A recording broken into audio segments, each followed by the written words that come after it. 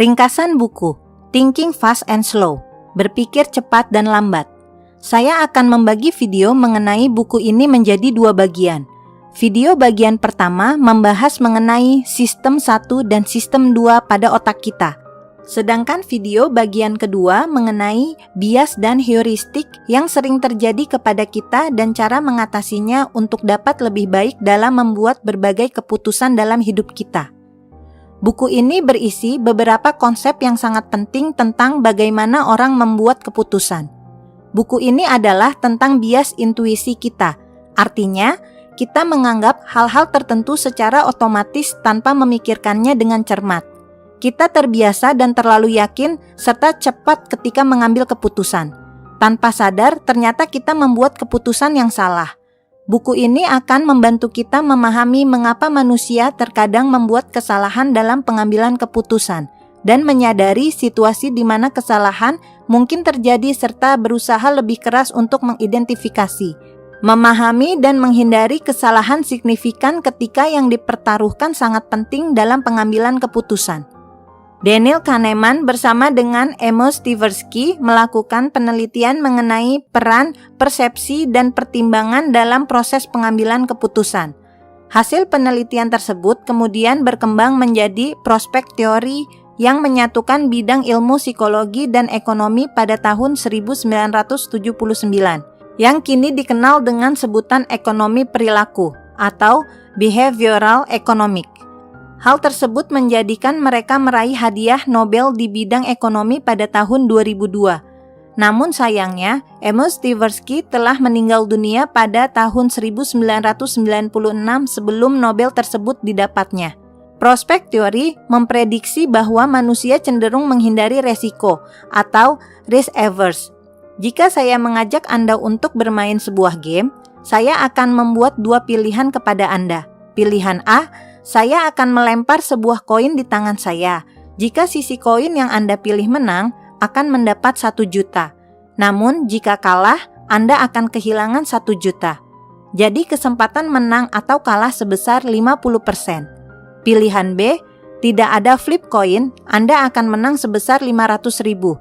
Mayoritas orang cenderung akan memilih B.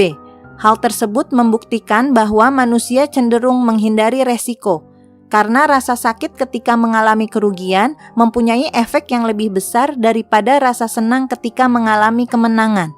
Grafik ini merepresentasikan prospek teori.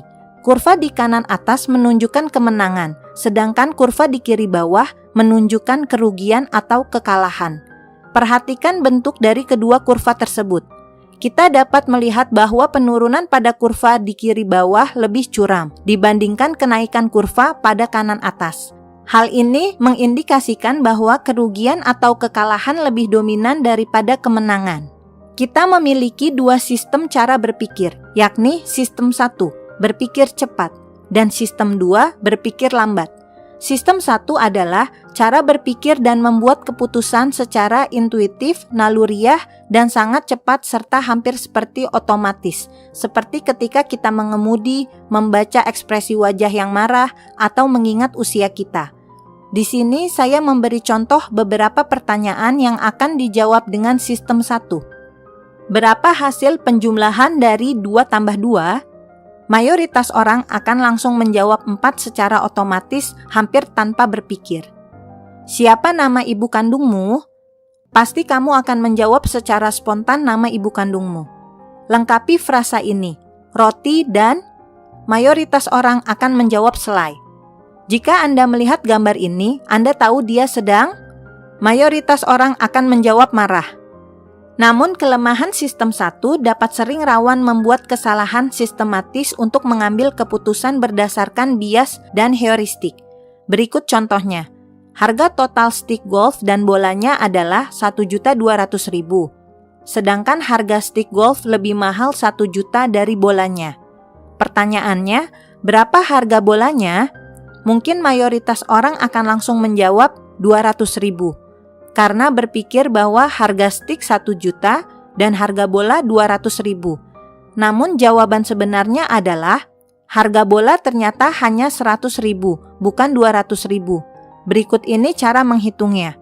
Jika harga bola 200.000, maka total harga stik dan bola adalah 1.400.000. Namun, jika harga bola 100.000, maka total stik dan bola adalah 1.200.000. Sedangkan sistem 2 digunakan untuk analisis, pemecahan masalah, pembahasan, penalaran, komputasi, pemfokusan, pemusatan, mempertimbangkan data lain, dan tidak langsung mengambil kesimpulan cepat.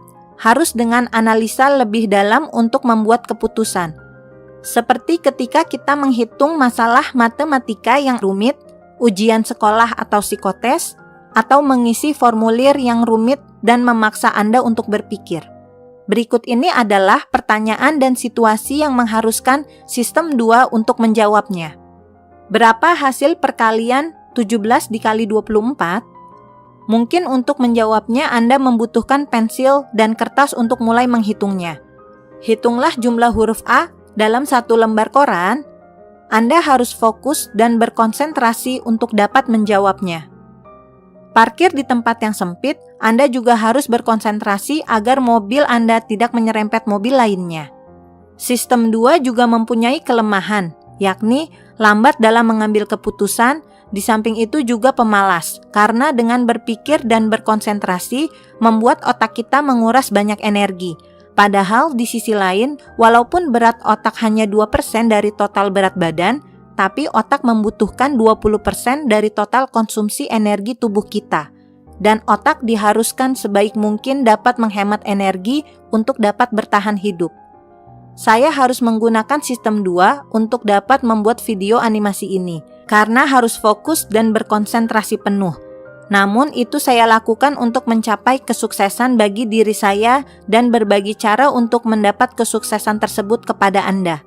Setidaknya energi yang saya keluarkan dapat bermanfaat untuk kita semua. Kita menghabiskan sebagian besar waktu di sistem 1 untuk mengambil keputusan. Kita menganggap bahwa diri kita selalu berpikir dan bertindak dalam sistem 2 yang merupakan seseorang yang rasional dan analitis. Namun kenyataannya, dalam kehidupan sehari-hari, kita hampir selalu mengandalkan sistem 1 dalam berpikir dan bertindak. Setiap harinya, ada 35.000 jenis keputusan yang kita ambil. Hampir semua keputusan itu kita buat berdasarkan sistem 1. Namun apabila kita menemukan sesuatu yang tidak terduga dan tidak dapat diproses secara otomatis oleh sistem 1, maka sistem 1 akan memanggil sistem 2 untuk mendukung pemrosesan yang lebih rinci dan spesifik yang dapat memecahkan masalah tersebut. Sistem 1 dan 2 sama-sama aktif setiap kali kita bangun. Sistem 1 berjalan secara otomatis, dan sistem 2 biasanya dalam mode ringan dan nyaman, di mana hanya sebagian kecil dari kapasitasnya yang digunakan. Pembagian kerja antara sistem 1 dan sistem 2 sangat efisien. Hal ini untuk meminimalkan upaya dan mengoptimalkan kinerja. Sistem 1 terus-menerus menghasilkan saran untuk sistem 2. Kesan, intuisi, niat, dan perasaan dari sistem 1. Jika didukung oleh sistem 2, kesan dan intuisi berubah menjadi keyakinan, dan impuls berubah menjadi tindakan sukarela. Keterbatasan sistem 1 adalah dia tidak dapat dimatikan. Jika Anda ditampilkan sebuah kata di layar dalam bahasa yang Anda tahu, Anda akan otomatis membacanya dan Anda tidak dapat menolak untuk membacanya. Seperti ini.